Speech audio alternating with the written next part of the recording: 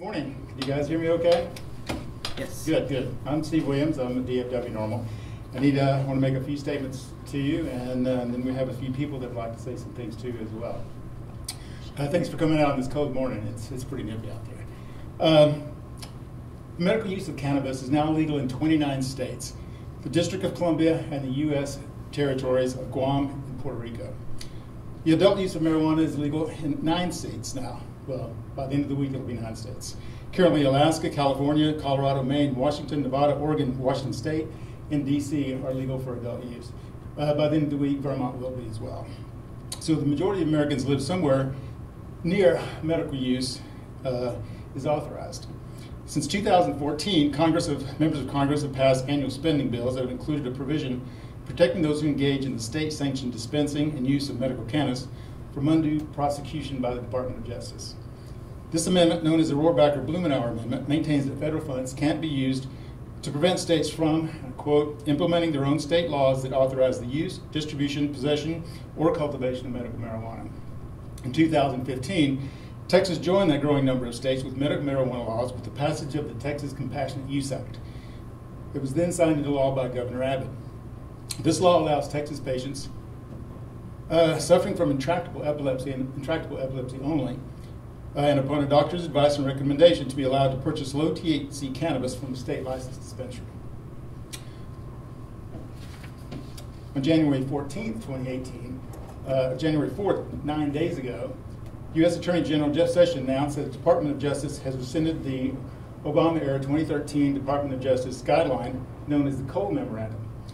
This document directed U.S. attorneys not to interfere with those persons or entities compliant with state cannabis laws.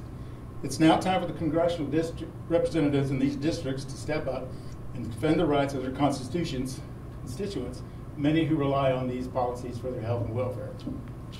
We agree with Senator Ted Cruz, President Trump, and more than 70% of Americans who agree that marijuana policy should be a state rights issue. Countless numbers of patients across this country rely on medical marijuana to treat their serious illnesses, now including Texans with intractable epilepsy, like veteran Joshua Raines. Joshua Raines served in the U.S. Army in the 101st Airborne Division and did tours in Iraq and Afghanistan. He was also awarded the Purple Heart for his injuries suffered during his deployment.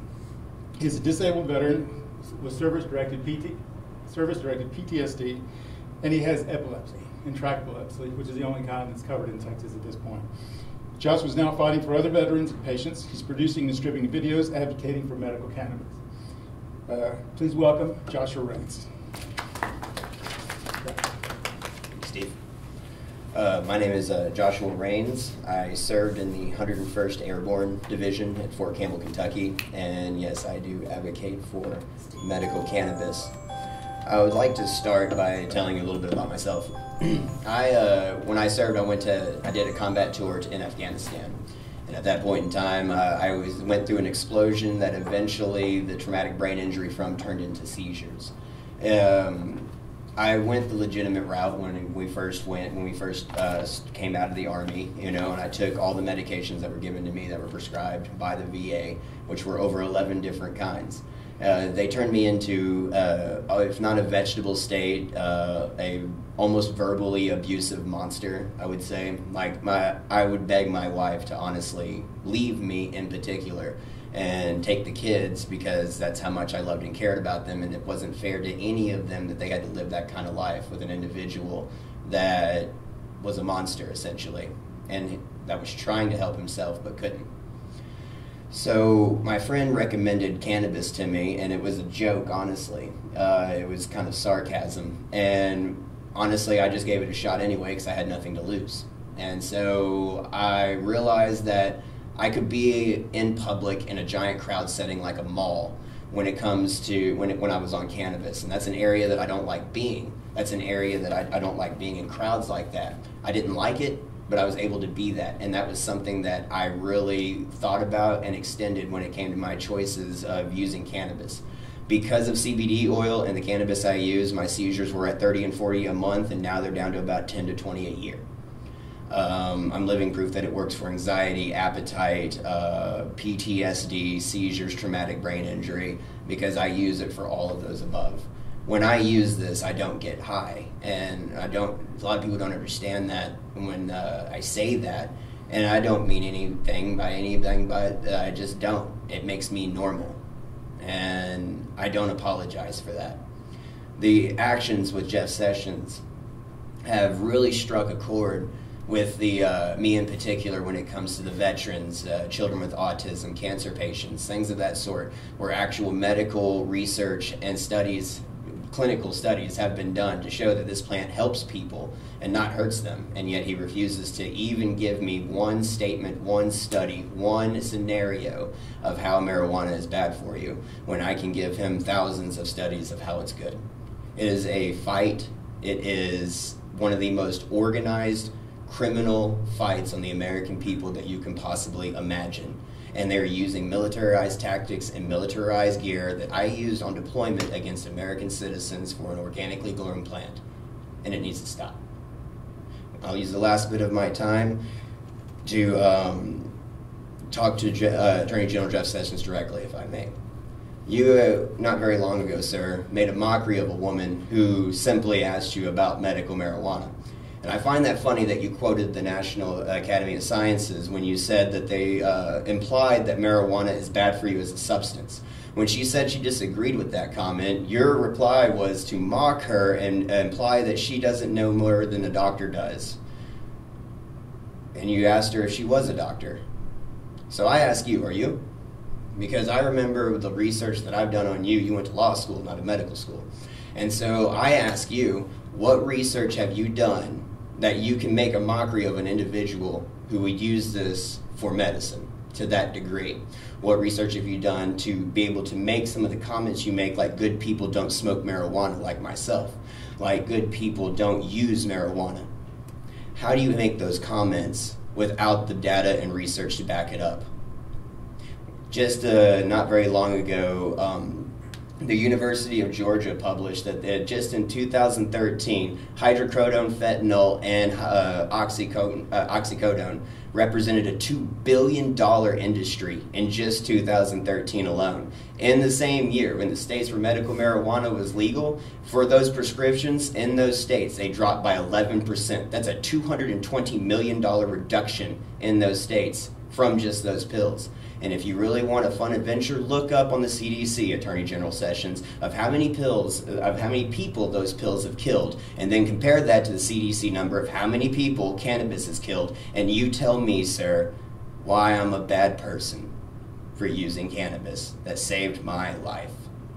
It is not a conservative principle, way of thinking at all for government overreach, something that you preach against in every campaign that you've ever done or been a part of, that you stand with conservative principles of no government overreach. Well, this is the exact hypocritical point that you make. Because you don't agree with the topic that I talk about, you think government overreach is necessary.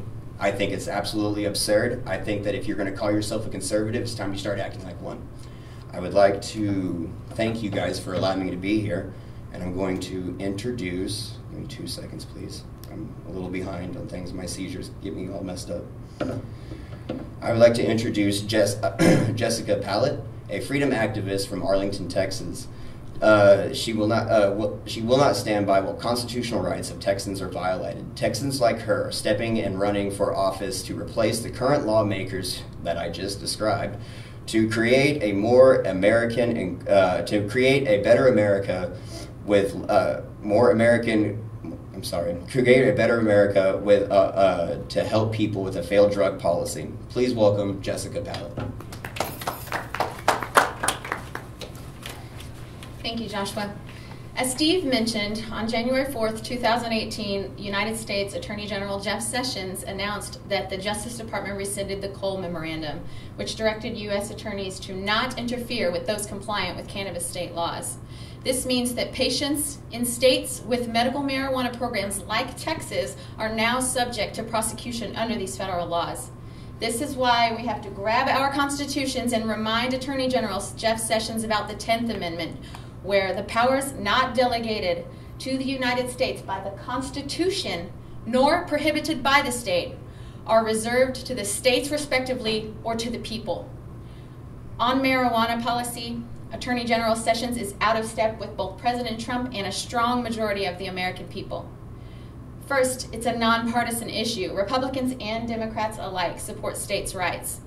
House Minority Leader Nancy Pelosi said that Attorney General Jeff Sessions' decision bulldozes over the will of the American people and insults the democratic process under which majorities of voters in California and in states across the nation supported decriminalization at the ballot box. Senator Ron Paul agrees this is a states' right issue and the federal government has better things to focus on. In addition, 70% of Americans agree that marijuana is a states' rights issue. This includes, once again, President Trump, our Texas Senator Ted Cruz, and a majority of the Republicans nationwide. Most importantly, ill patients like Joshua, including Texans with intractable epilepsy, count on medical cannabis to treat their debilitating health conditions. This violation of states' rights will deem patients to be criminals. No one should fear their government, especially when it comes to their access to medicine. Congress has a chance to stand for states' rights. I am here today to call upon all Texans to join me in defending the future of our medical marijuana program by first, contacting your U.S. Senator and ask them to support the Rohrabacher-Blumenauer medical marijuana amendment. Second, reminding our federal leaders about the 10th Amendment for states' rights. And third, telling Congress to reject Jeff Sessions' reversal of the Cole memo, urging the Department of Justice not to interfere with state cannabis laws. Texans like me are tired of lawmakers ignoring the will of the people and are stepping up to take their places and create sensible laws. One of those Texans is our next speaker, Eric Espinoza, a cerebral palsy patient, DFW NORML secretary, an opioid survivor, athlete, brother, son, and native Texan. Eric. Thank you, Jessica. My name is Eric Paul Espinoza. I have fought for my life from my very first step. To learn to walk, to find my place in the world, now I fight for my right to treat myself with a safer alternative. I was diagnosed with spastic cerebral palsy at the age of 4 and have had over a dozen lengthening and corrective surgeries thanks to the Shriners Hospital in Houston, Texas. 3 out of 4 people with CP, like myself, suffer from chronic pain. Prescribed Vicodin, hydrocodone, and Darvocet, to name a few. These weren't enough to sufficiently manage my pain, so I was prescribed OxyContin. Opioid addiction has now become an epidemic in this country. Pharmaceutical pain management is the go-to for almost all the doctors that I have seen in my life. We now know that in states with medical cannabis, opioid overdoses have reduced by 25%. Cannabis is saving lives. Cannabis has helped me stave off opioid addiction, regain my quality of life, and the ability to once again walk and stand under my own power. I have not used a pharmaceutical since January of 2017. I don't yet have safe access to whole plant medical cannabis in Texas, so I've had to take action. I have lobbied my legislators, testified at hearings, and created Cannabis.fit to educate and show the public about the therapeutic uses of this plant. The Lone Star State has established a medical cannabis program for those with intractable epilepsy. I pray that patients like me will soon be included. We are not patients. We are patients, not criminals. U.S. Attorney General Jeff Sessions, per the 10th Amendment, does not have the right to threaten, bully, or undermine our great state's medical cannabis program, or my choice and right to medical freedom. Texans who wish to protect and expand our limited medical cannabis program should contact Senator John Corwin and Ted Cruz before Friday, January 19th, to request their support in defending our state's rights. The laws do not shape the people. The will of the people shape the laws. Now I would like to welcome fellow DFW NORML board member and Army veteran Steve Williams back to the podium to provide our closing remarks.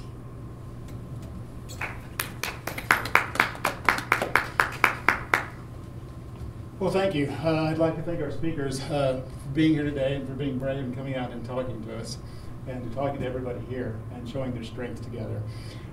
We strongly urge current Congress to take meaningful action to protect medical cannabis patients from federal interference by extending the Rohrabacher-Blumenauer amendment and supporting the McClintock-Paulus amendment, which would simply remove the word medical from the language.